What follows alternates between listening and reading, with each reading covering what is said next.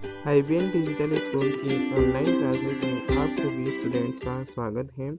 आज हम कक्षा 12 विषय लेखा शास्त्र के अध्याय 5 कंपनी लेखों के बारे में विस्तार पूर्वक देखेंगे। कंपनी लेखों के अंतर्गत अंशों एवं ऋणपत्रों का निर्गमन शामिल है। कंपनी लेखों का विस्तार पूर्वक अध्ययन करने के लिए हमें कंपनी का साधारणतः या सामान्य अर्थ जानना होगा। जो कंपनी है एक तरीके से व्यावसायिक संगठन का एक स्वरूप है। इसका निर्माण निम्न चरणों के माध्यम से किया जाता है। अब ये चरण कौन कौन से हैं इसके बारे में हम पहले पढ़ते हैं, फिर उसके बाद में कंपनी के अर्थ परिभाषाओं के बारे में विस्तार पूर्वक अध्ययन करेंगे। सबसे पहला जो चरण है वह है सबसे पहला चरण है वह है प्रवर्तन। प्रवर्तन प्रवर्तन का मतलब होता है कि इसके अंतर्गत जो प्रमोटर्स होते हैं, जो प्रवर्तक होते हैं, वह कंपनी निर्माण का ढांचा तैयार करते हैं। दूसरा चरण है समामेलन।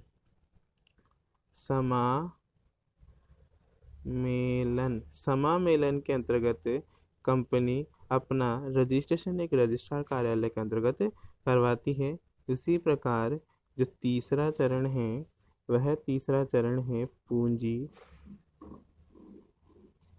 अभिदान।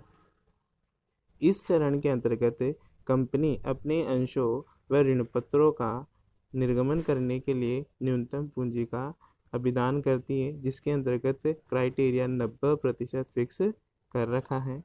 आगे है चौथा चरण है व्यवसाय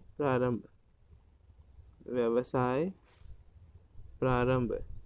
इस चरण के अंतर्गत उपरोक्त तीनों चरणों से गुजरने के बाद चतुर्थ चरण के अंतर्गत एक कंपनी को व्यवसाय प्रारंभ करने का प्रमाण पत्र दे दिया जाता है। इन 4 चरणों के माध्यम से एक कंपनी का क्या होता है, निर्माण होता है। अब जो कंपनी है उसे जो कंपनी एक व्यवसाय संगठन का स्वरूप है, जिसे अन्य नाम यानी कि संयुक्त स्कंध या जॉइंट स्टॉक वाली कंपनी के नाम से भी जानते हैं।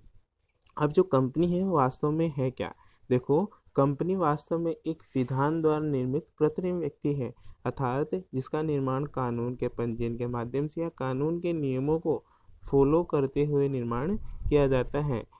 अब यह विधान द्वारा तो निर्मित है, लेकिन एक कृत्रिम व्यक्ति है। कृत्रिम व्यक्ति का मतलब होता है जो आर्टिफिशियल पर्सन होता है, जिसे ना तो हम देख सकते हैं ना हम छू सकते हैं, केवल उसके कार्यों के आधार पर उसकी उपस्थिति का अनुमान लगा सकते हैं। इसी कारण से कंपनी को एक अदृश्य व्यक्ति भी कहा जाता है। देखो, कंपनी या संयुक्त स्कंध जॉइंट स्टॉक वाली कंपनी एक ऐसा संगठन है जिसका निर्माण सामान्यतः एक व्यवसाय को चलाने के लिए व्यक्तियों के एक समूह द्वारा कानून की एक प्रक्रिया पूर्ण करने पर होता है, अर्थात कंपनी एक कृत्रिम व्यक्ति है। कृत्रिम व्यक्ति का मतलब मैंने अभी बताया था, जिसे देखा या छुआ नहीं जा सकता। कंपनी अपने सदस्य से पृथक अस्तित्व रखती है, अर्थात कंपनी को सदस्य से कोई लेना देना नहीं होता और सदस्यों को भी कंपनी से कोई लेना देना नहीं होता है। कंपनी की पूंजी अनेक भागों में विभक्त होती है, जिसका एक हिस्सा अंश कहलाता है। फॉर एग्जाम्पल, जैसे 100 रुपये का नोट है, 100 रुपये के नोट को हम 10-10 के नोटों में कितने टुकड़े कर सकते हैं, 10 टुकड़े, अर्थात वो 10 टुकड़े तो अंश कहलाएंगे और जो 100 रुपये हैं वो क्या कहलाएगी, हमारी अंश पूंजी कहलाएगी। कंपनी की अंश पूंजी के हिस्से व हिस्सों के मालिकों को, अर्थात जो कंपनी के अंशों को ग्रहण करते हैं अर्थात धारण करते हैं, वह व्यक्ति क्या कहलाते हैं, अंशधारी कहलाते हैं। अर्थात कंपनी की अंश पूंजी के हिस्सों के मालिकों को सदस्य या अंशधारी कहते हैं। अब बात आ जाती है कंपनी अधिनियम 2013 के अनुसार जो परिभाषा बताई गई है वो क्या है। कंपनी अधिनियम 2013 की धारा 220 के अनुसार कंपनी से आशय इस अधिनियम के अंतर्गत या इससे पूर्व के किसी कंपनी अधिनियम के अंतर्गत पंजीकृत कंपनी से। बात यह आ जाती है कि सर 2013 वाला कंपनी एक्ट तो समझ में आता है, लेकिन इससे पूर्व का अधिनियम कौन सा है। देखो, पूर्व का अधिनियम है कंपनी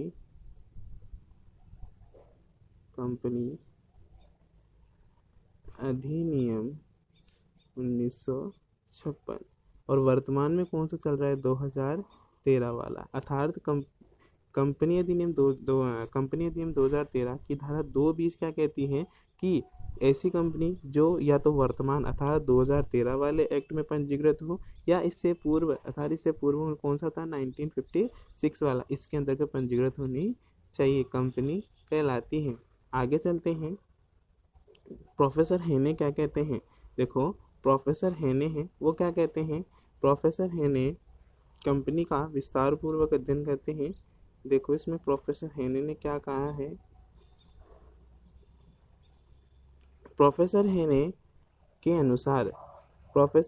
अनुसार कंपनी विधान द्वारा निर्मित कृत्रिम व्यक्ति है, अर्थात जिसका निर्माण कानून के द्वारा किया गया है, और कृत्रिम का मतलब होता है जिसे देखा व छुआ नहीं जा सकता है, जिसका पृथक अस्तित्व का मतलब होता है जिसका अपने सदस्य से बिल्कुल अलग अस्तित्व होता है, अविच्छिन्न उत्तराधिकार होता है। अविच्छिन्न उत्तराधिकार का मतलब होता है कि जिसके अविच्छिन्न उत्तराधिकार होता है और एक सार्वमुद्रा होती है। सार्वमुद्रा का मतलब होता है शील, जिसे हम क्या कहते हैं? मोहर। क्या कहते हैं? मोहर। अर्थात एक कंपनी मोहर या सील के माध्यम से या सार्वमुद्रा के माध्यम से अपनी स्वीकृति देती है, जिसे कंपनी की हस्ताक्षर भी कहते हैं।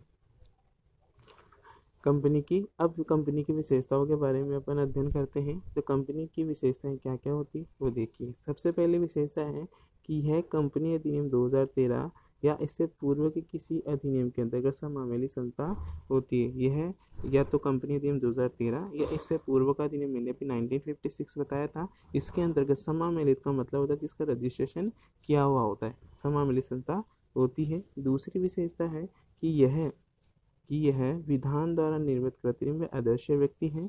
तीसरी विशेषता क्या कहती है कि कंपनी का अस्तित्व अपने सदस्य से पृथक होता है, अर्थात कंपनी का अपने सदस्य से बिल्कुल अलग अस्तित्व होता है। इसे कंपनी को अपने सदस्य से किसी प्रकार कोई लेना देना नहीं होता। अगला है चौथा बिंदु, कंपनी का उत्तराधिकार क्या होता है? सतत होता है, अर्थात कंपनी का जो उत्तराधिकार होता है वो क्या होता है? सतत, कंटिन्यूसली होता है, जिसमें सदस्यों के आने व चले जाने से कोई प्रभाव नहीं पड़ता। पांचवा बिंदु है अंशों का सीमित कंपनी में अंशों द्वारा सीमित कंपनी में उसके सदस्यों का दायित्व क्या होता है? सीमित होता है, अर्थात अंशों द्वारा सीमित कंपनी में यानी कि ऐसी कंपनी जो अंशों के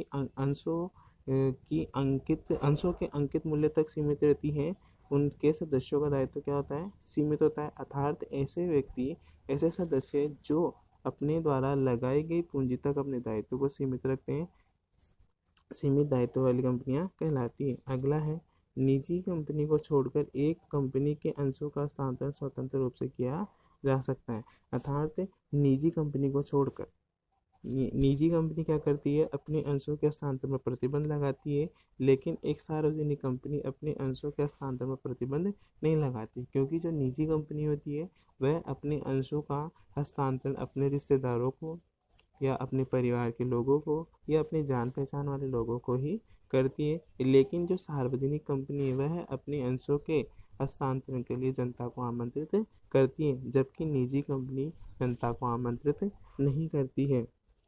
उसी के आगे है अगला बिंदु है, आगे है सातवां बिंदु, कंपनी का संचालन उनके स्वामियों के द्वारा चुने गए संचालकों के माध्यम से किया जाता है। अब इसमें इसका मतलब समझना है, जो कंपनी का संचालन होता है, जिस कंपनी को ऑपरेट करते हैं, वह एक कंपनी के जो स्वामी होते हैं उन स्वामियों के द्वारा एक प्रजातांत्रिक तरीके से संचालकों में से एक व्यक्ति को चुना जाता है, और वही व्यक्ति क्या करता है? कंपनी का संचालन करता है। अर्थात जो इससे पूर्व का जो व्यवसायिक संगठन का स्वरूप अपनों पढ़ा था वो था साझेदारी। साझेदारी में क्या होता था? या तो सभी व्यक्ति मिलकर उस फर्म का संचालन कर सकते थे या उनमें से कोई एक व्यक्ति कर सकता था, लेकिन कंपनी के अंतर्गत कंपनी का संचालन उसके स्वामियों के द्वारा चुने गए संचालकों के माध्यम से किया जाता है, अर्थात प्रजातांत्रिक रूप से किया जाता है। और आठवां बिंदु है कंपनी की एक सार्वमुद्रा होती है। कंपनी की क्या होती है? सार्वमुद्रा, जिसे हम किस नाम से जानते हैं?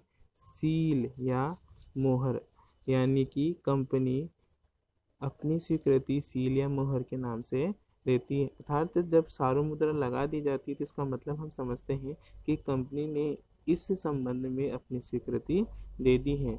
तो स्टूडेंट्स, आज हमने कंपनी का अर्थ, परिभाषाएं और उसकी विशेषताओं के बारे में अध्ययन किया है। आशा करता हूँ कि आपको यह अध्याय या फिर कंपनी का जो अर्थ है वो समझ में आया होगा।